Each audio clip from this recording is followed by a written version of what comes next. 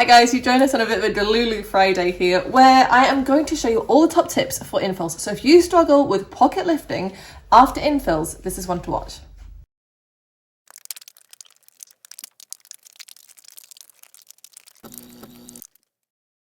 Okay guys, so I have already removed the gel from Stacey's nails. So Stacey's mom has got... Sorry, I just had that. It's a bit of a crazy day. Now, here's the first top tip. A lot of people, in fact this is the main top tip to this video. Oh, you can do that right away. A lot of people would just leave the nails like this, go in, do their prep, and that's it. There's actually too much gel being left on here. You really want to be removing about 80% of the gel. So I'm going to go ahead and start removing some more and tell you guys why. You want to be removing, as I said, around 80% of the gel. So there's only really a very thin layer of the product left. That is going to help you with a few different things. Number one, it is going to enable you to be able to see the nail health properly. Number two, it's going to expose any more lifted bits. Especially on the sidewalls, I think if people leave too much gel, that is where the lifting tends to happen, and that is where we get our pocket lifting from. So if you are experiencing pocket lifting, it will be because your prep has not been just quite good enough at the infill stage. You want to be removing way more gel than you have been. Yeah, I think the most common mistake that people are making with infills is leaving just way too much gel left on it. And as I was saying, it is frustrating because in our industry, I think we need to look at what people are charging for infills. We probably need to be charging more than just a fresh set, which I know seems crazy, but you make it cheaper than a fresh set and removal, if that makes sense. Especially if you are finding that your customer comes to you after having a fresh set of gel on and their retention is absolutely perfect, there's no lifting, then you go ahead and you do an infill and you find when they come back the next time, you've got pocket lifting. So what we're talking about when we're talking about pocket lifting is areas of lifting that aren't at an edge. So they aren't at the cuticle, they aren't at the sidewalls, they might just be right in the middle of the nail, or maybe around here. And that is because there will be this small area of product that has lifted and has not been removed during the infill process. You've then put your gel over the top, and over the time that lifted area of gel has just got bigger and bigger and bigger. That is why it is happening. So we really want to remove as much gel as we can. Sometimes it's almost impossible to see areas of lifting and you think you've got it all, but you actually haven't. And I think the thinner you take the gel, the easier it is to see those areas, and also you'll notice them just coming away.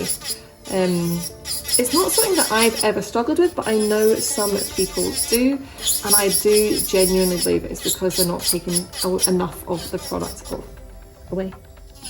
So is this hard gel? No, this is builder gel. This is a builder gel.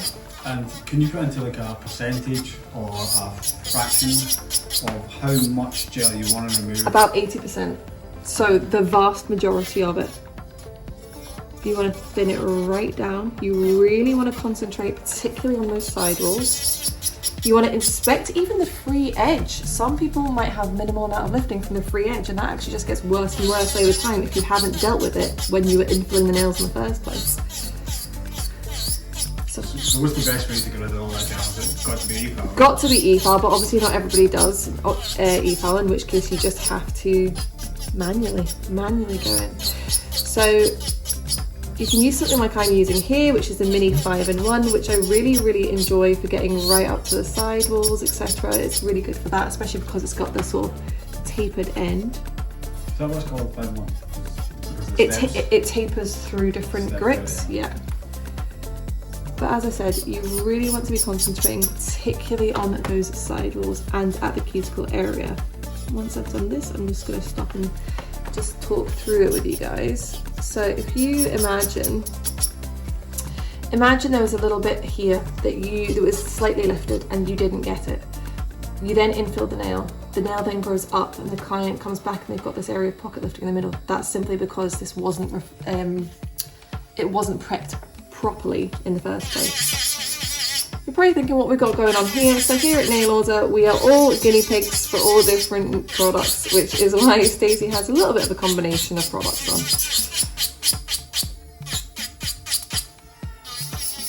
So you can see here, this was a much more pigmented colour, and if we hadn't removed the gel down to 80%, we wouldn't be able to see the nail health through the colour. So really that's where you want to be able to see the client's natural nails through the... Yes, you want to be able to see that there is no problems with the natural nail. So no, say, onycholysis as an example. And what if, for instance, you're a nail tech just now, and when you do infills, you only take it down to the 50%. Are you doing it wrong, or...? You're not necessarily doing it wrong, but if you have clients coming back with pocket lifting, etc., then I would say you are not doing it correct for the product that you are using or for the client that you're doing it on. It is really important to get every last bit. So once you have refined the product right down, so leaving about 20% of the gel on, you are going to then go in and do your prep. I would say you're not only going to concentrate on the area of the nail that has been exposed, so the growth area, you kind of want to continue your prep up the full nail as well. So I'll show you what I mean by that. If you were using a manual file, you would just do this with a manual file. We are going to be using a sanding band on the e-file because that is my personal preference. So what I'm going to do first is I am going to go in and prep the natural nail. Always being delicate when we're working on the natural nail. And then I am going to turn my e-file and I am going to work over the product. Now this will do two things. It will smooth the product, but it will also help blend the product into the natural nail so that we've not got like a step of product before we go into the natural nail, if that makes sense. That again will help us make sure that we've got every little bit of lifting that there is, but also create a nice smooth area for your application. So again, I'm going to prep the natural nail, being careful when I'm working over the natural nail.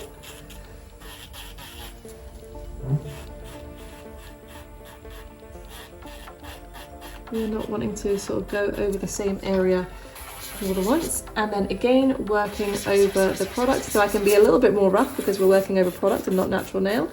Pulling the sidewalls down to ensure that we're getting right up to there. What grip sanding band are you using, Donna? I'm actually using a 150 at the moment. But you could absolutely use a 240 if you wanted. Would you do a 150 then a 240, or? 150 is good for roughness? Or? Yes, I've just always liked it, to be honest. 150 or 180 is my personal preference. So again, natural nail, delicate. We're not wanting to thin the natural nail, we're just wanting to create a nice grippy surface for the gel to adhere to. And then we can be a little bit more vigorous when we are working over the product. Obviously that is protecting the natural nail. And actually as I'm doing this, I can see more gel sort of coming away, especially from the edges. Even though these nails looked absolutely perfect without a single piece of lifting to me when I removed the gel polish. One thing I noticed when I'm using e-file, and everyone's just going, well, down the background using e-file? Occasionally, just if we're doing, I don't know, some sort of training or something. I feel, it's kind of like McDonald's. Like McDonald's is fast food, so you eat it super fast. Do you? You don't have to eat it super fast. I know, but maybe that's just me. When I'm using the e-file, I feel like I use it incredibly fast. And I don't know if that's because I watch you and when I'm editing the videos, I see you use it incredibly fast, but I know that that's because you're talented. Because you are experienced, you've been using it for a long time, you know? Is that something you've noticed anyone else do? Do you mean like my hand movements, or? Yeah, or is that maybe something that I've just picked up on there, as you're saying delicate, you slowed down, and then when you get over the... Yeah, so you'll notice, let's do it here. When I am working on the natural nail, will be a lot more delicate and controlled movements. Just little small movements when I'm working near the skin. And now I'm going to be going over product, so I'm going a bit more wild, yeah. But again, we're not leaving the e-file on the nail for any period of time, even though I'm working over product. But you can be that bit more vigorous when you are working over product, rather than on the natural nail. Oh, Stacey.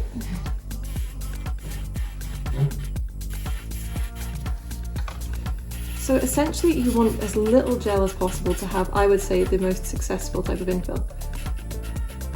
You really want to blend that product. So if you're using a nail file, you're doing the same thing, blending the product in. And sometimes you'll come across a bit and you'll sort of realise that there might be a small area of lifting, and then it'll just go and go and go and go and go. Okie dokie, so let's give us a wee dust. Little dust there. And then let's move on to our cuticle prep. So as always, I'm going to go in and do my e-file prep. Chris will whiz through this because you've seen me do my e-file prep a million times. Okay guys, so you're back. We have prepped the nails, given them a little tidy up in terms of the shape. That's also really important, I think, especially to avoid lifting at the free edge. Always making sure you're giving them a nice tidy up at the free edge. So now I'm going to go in with my primer. Now let's remember that here at Nail Order we do not recommend the use of any additional cleansers, acetone, dehydrators, etc. Remember that your primer is going to cleanse the nails of any oils as well. But we do not recommend using any additionals because it can affect retention. There were some comments on last week. Say? If you do a removal, you're using acetone. That's fine, because when you've done a removal, you're then going to prep. So by the time you've done your prep, your body has naturally rehydrated the nails slightly. That's the what I said. There you go, you know. Okay, so you can see that we have taken off most of the gel, and we're going to go in and use a colour today, which is a sample, but I really love it, so yeah, thought I would use it. So the same as when you did your first set of nails, you're going to treat it exactly the same. So as if this is a brand new set of nails, we are going to put down our base layer of gel. You want this to be nice and thin, getting into those grooves that you have created. We don't ever want to just float a layer of gel. So we're going to do a base, slip, and then a roller? Exactly the same as if this was a brand new set of nails. I think somebody messaged in recently saying that they just go straight onto the nail, they don't do a base layer. I would say that was not a good idea. And this wasn't in regards to infills, this was just in general. I would say that was a bad idea on several fronts.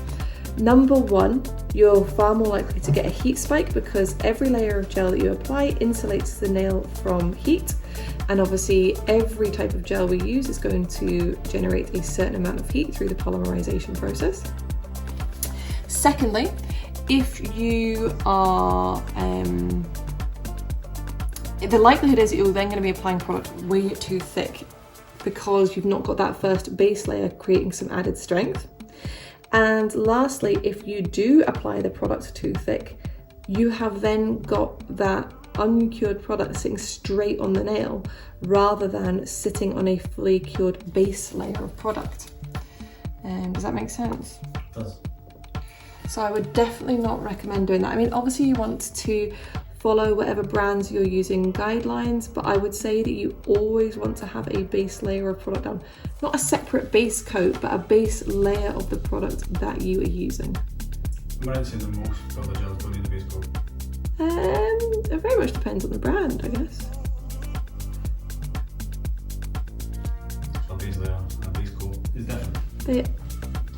Yes, one is a product, one is a step. So now we're going to go ahead and cure. Okay, base layer down. And again, as if we were doing a brand new set of builder gel, we are going to go in with our slip layer. Now, truth be told, this was only a small sample I received and I have used a lot of it because I did really like it. So I'm probably going to have fun trying to get the gel out of the bottle. And now I've got a bit of fluff. Let's get that out of the bottle.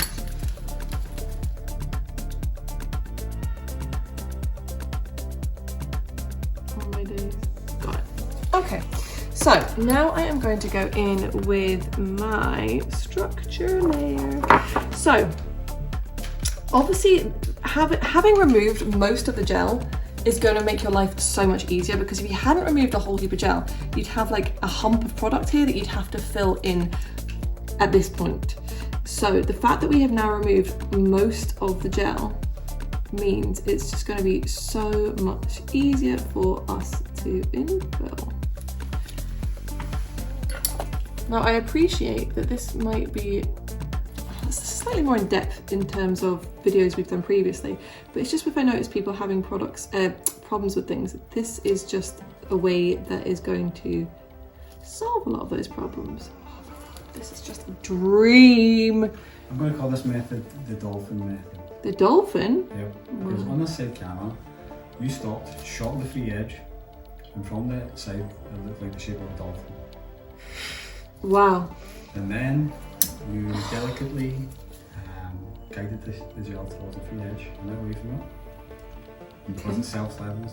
This is just beautiful. So this sample I'm using is a slightly different formula and a slightly different viscosity to our current AIM gel. I have been painstakingly creating this with a chemist. You've been painstakingly making it with my fingers? Yes, this is true. But I'm really, really in love with it now. Really just in love with it. Upside down for me, Stacey. The thing is, actually, I think I could probably do 2 fingers at once before I even... I'm going to do it. I'm going to go wild. Give me the other finger. Oh, God. Let's just do a sliding camera. Yeah, because I trust the product. Oh, wow. That's been the final stages. You trust the product. I've actually signed it off, so... Must be coming testimony here. Upside down for me, Stace, just while I am grabbing some products. As I said, I have used a lot of it. Let's watch this self-level side. Pushing towards the kid's car.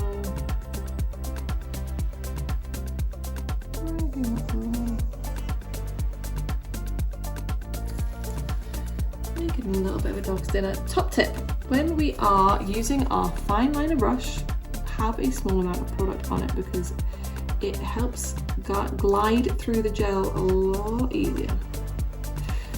So obviously we are talking about infills, but just general in terms of product, make sure you're getting right down those sidewalls. Make sure we have good coverage, especially at those sort of stress points. And you're going to move your head all around as always.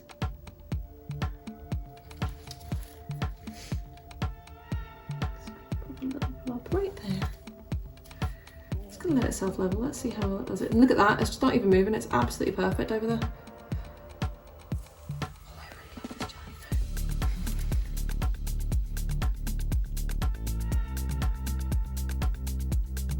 So you're not building too much on this, you're just creating a nice little apex, that's really it, right? Yep, just creating a nice smooth application. I do need a little bit more gel for the apex actually on this one. I didn't pick up enough to begin with. As I said, my bottle is kind of running out. I've also got hair sticking out of it. Out of my brush? No, in your bottle. Oh no. Oh, yes I do. A little bit of fluff. It's like a little dog hair, I don't know. Let's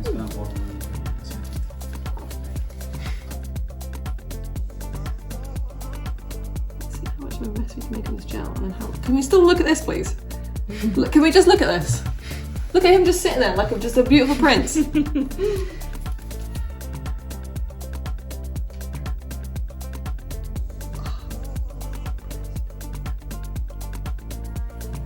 time, Rebecca, pick up some more gel.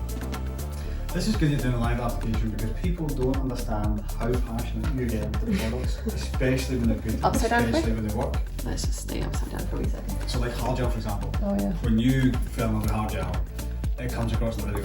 Yeah. Is this going to be called Angel 2.0? No, it's not. Okay. We should call it that. In-house we'll call it that. So Angel 2.0. Right, okay. Or Angel 1.5. Angel 1.5. This is a passion project, you can see it. In you go, please, Stacey. Okie dokie. So stunning. Right, isn't that just the most beautiful colour? That's really nice. Stunning. So again, in with our slippy layer. We're going to do two. I'm going to do two. Let me ask you a question while you're doing that. Do you know what? I'm going to do a slip layer twice. One slip layer,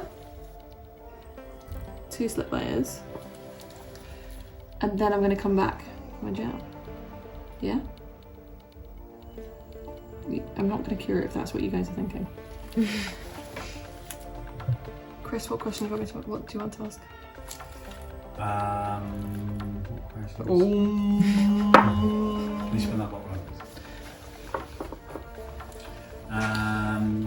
What was I going to ask? Oh yeah, so we were talking earlier, we were doing when we collectively were doing the removal of the gel so we could get through to it for the infill. And I touched on it would be good, I guess it would be beneficial if you were using the e-file. We touched on the manual file for a second, and that made me think, do you think nail techs who are not e-file trained will just remove the product because it's much easier than doing an infill? No, I think people will still file. You think? I do think. I mean, it's technically better for the nail health.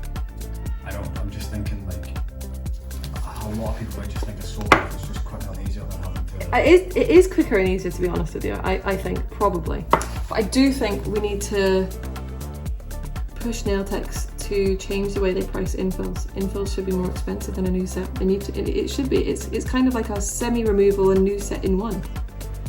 And as you said earlier, it takes more skill, I think, than just applying a fresh set. So for me, instantly I'd be thinking to myself, an infill, it's less product. It's not really though, is it? If you're taking up 80% of the gel, okay, it's 20% less product, maybe. But it's a lot more time. Is there a way you can reconfigure the wording of it if you were doing a price list? To, I don't know, 80% removal, nail health check, reapplication. That's not a mouthful at all. No, maybe we can shorten it, some sort of anagram. Let's do the other finger. Maybe even if there's a way to put like a sort of like bracket, so you do like infill and then what that means, so that your clients know. Yeah, like an asterisk. Like, yeah. I'm just thinking of back in the day. I think infills came around from the non-traditional acrylic shops. With that. No, it was just all of these things needed refills, backfills, whatever it was they were called. Backfill, yeah. So I'm talking about backfill. I'm just going to brush some of this gel back a little bit before I go towards the free edge. Oh my goodness, it's so pretty. Yeah, this is just a dream to work with, an absolute dream. You guys are going to love it so much. So is this formula coming in different colours? Yes, so you'll know it'll be new colours that come out with this. And then everything will catch up? Yes, and then everything will be put into this formula. And you've been working on this for how long? Maybe 3-4 months, several months, yeah.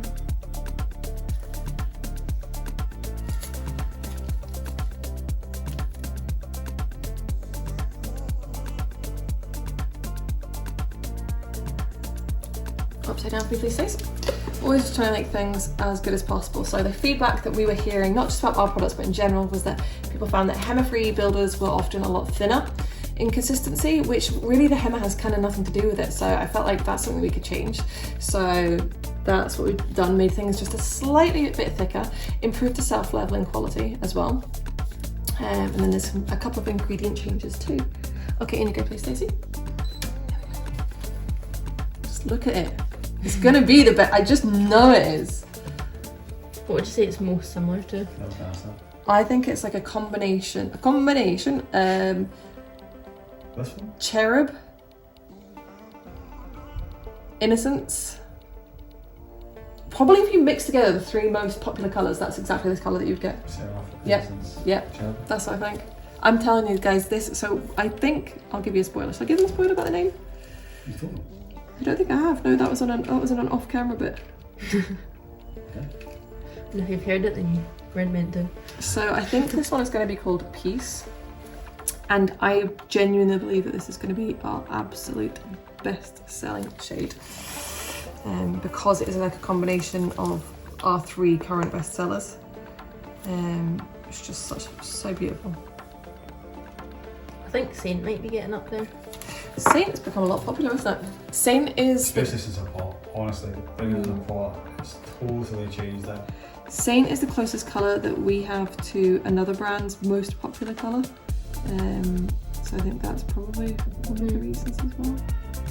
There has been a lot of orders where they've got Saint and Seraph, and I wonder if it's because they've got like either the base trial or the gel trial, and that's the ones that they've used and just fell in love with them. Good shout, Stacey, that's a good shout. Good idea. So if you guys don't know, we do a mini base trial kit which contains a mini Saint and a mini Seraph, remember that? And some other products. But quite often, like Stacey just said there, if you've tried them, you like them, you're more likely to reorder them. I think Saint was such an underrated colour for a long time. It was one of my favourite. That's why we brought it out in the minis, because we thought it was one of the best colours. Yeah, everything ebbs and flows, and you have waves of. It's like gel polish, like you have like neons for such a long time, and right now because the weather's terrible, well, slightly less better than terrible, you had the autumn colours. Oh God, I just love this colour, this formula, everything so much. I cannot wait to use it in a pot. How far away are we from pot? Who knows? Before Black Friday. Yeah, I would have. Oh God, better bloody be.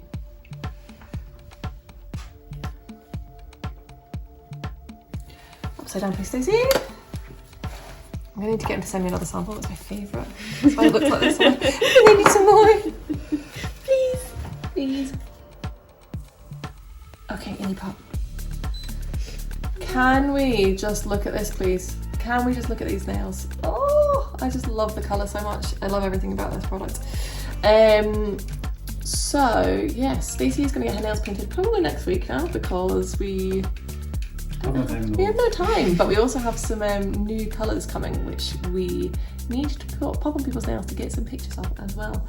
So I hope that really helps, guys. Oh my God, I just love this product so much. Oh, I'm so excited for you guys to get it. I'm so excited. So I hope that really helped, guys, in terms on infills. If you are having problems with things like pocket lifting, but everything was fine when they came to you after their first set of application, you probably need to look at the prep that you were doing for the infill and take down more gel. You want to be taking around 80% of the gel away, leaving just a really, really thin layer that's going to allow you to check the nail health, and it's going to ensure that you can see any lifted areas and that you have removed all lifted areas. And I think the other key is blending as well. So once you've taken the gel way down, blending it into a natural nail too. Other than that, you want to go ahead and do the exact same application as you would for your builder if it was the very first time. If that has helped, please let us know. Let us know what you'd like to see us do next. As always, subscribe to be notified when we release our next video, and please give us a like. Bye guys. Off the record, can I ask what this one's going to be called? Peace. Is that like a new one altogether? Yeah, I just named it yesterday. Yeah, I just love P-I-E-C-E, No. so if you want like a ham and cheese piece. He just sent me this colour and I just love it so much. Don't hate me. Or what about the reflective ones? Laura and I named them yesterday. Oh, did you? They're called Twinkle. Twinkle and Little Star. I think Twinkle, Glimmer. Was it Glimmer? I can't even remember now. It's written down next door. This used to be a democracy, though. It's just a It used to- biocracy. Is that the word? So We've got to just get things done. Who cares about the names? you've never just get things Really? done. Yeah. 80% of product, so huge. This is just in your face. Yeah.